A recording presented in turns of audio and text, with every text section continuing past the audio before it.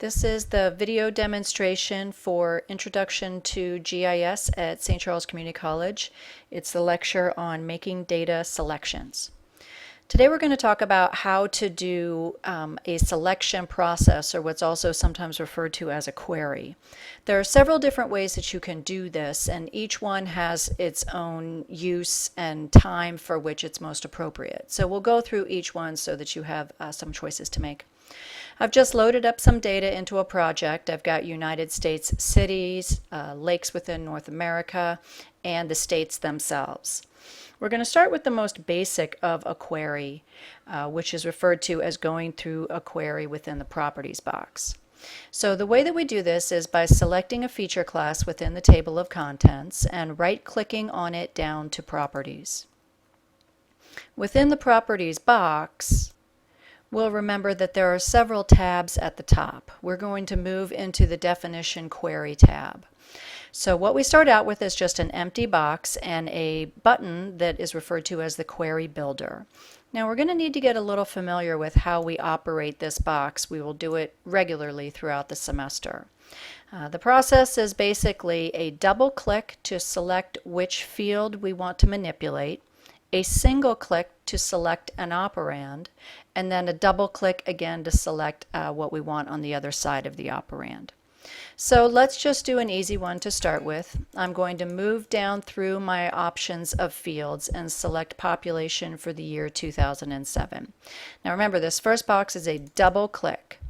When you double click, you'll notice that the word shows up, the field name shows up here down in our box. So I'm going to ask the computer to select all of the cities for which within the year 2007 the population was greater than 1 million. So there are a couple of ways to do this. I can first pick the greater than symbol. You can also select the greater than or equal to symbol. It depends on your preference. Now at this point you can do two things.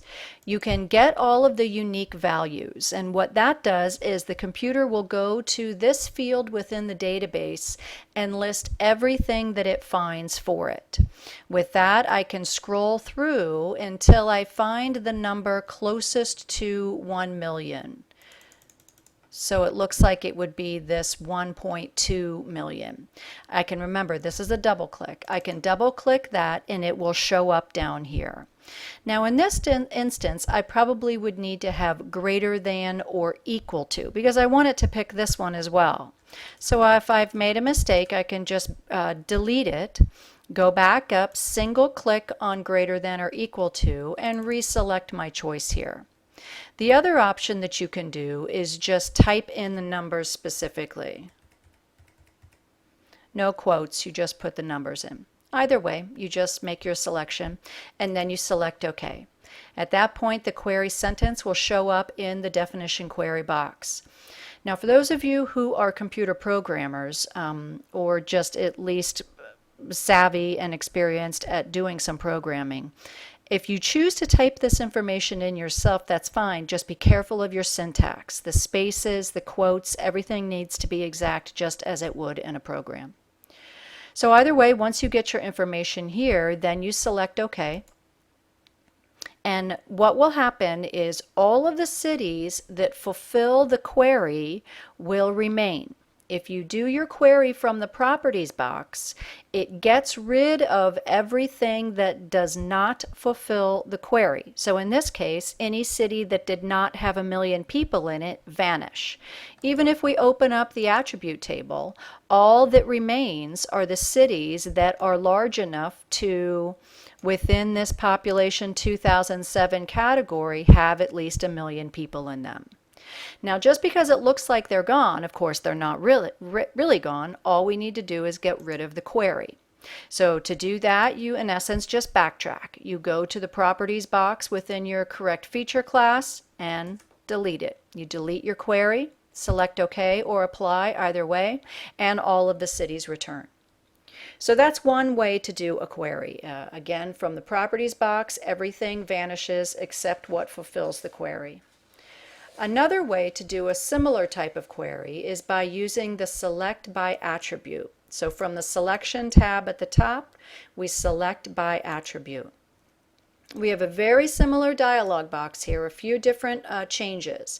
When we use the selection tab, the computer does not know which feature class we want to do our query on.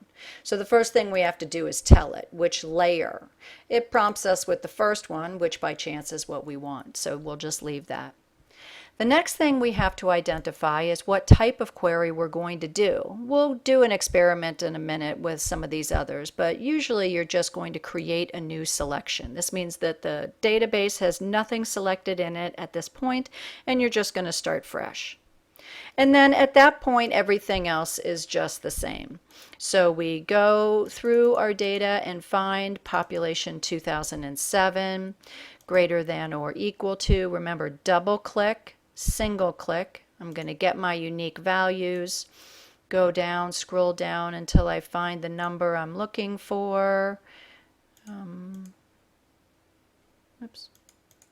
This, double click, single click, double click, and then select OK. Now when we do the select by attribute, you'll notice that all of the cities are still there. The ones that fulfill our query have been highlighted.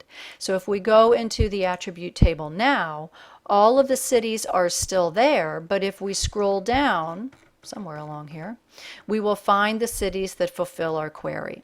Remember, down here in the table you can select your records so that it will only show those, or you can go back and show all of them together. So either way, you in essence get the same result. So at this point, we have a selection of cities throughout the country that are larger than 1 million people. But we also have the ability to make additional selections on this. So for example, we can go back into our select by attribute and do a few things. We can either add an additional selection to our sentence down here, or we can select from current selection. You can add cities. Maybe you want that, maybe that turns out to not be enough cities, and so you want cities that are larger than 900,000 instead of 1 million. You can add.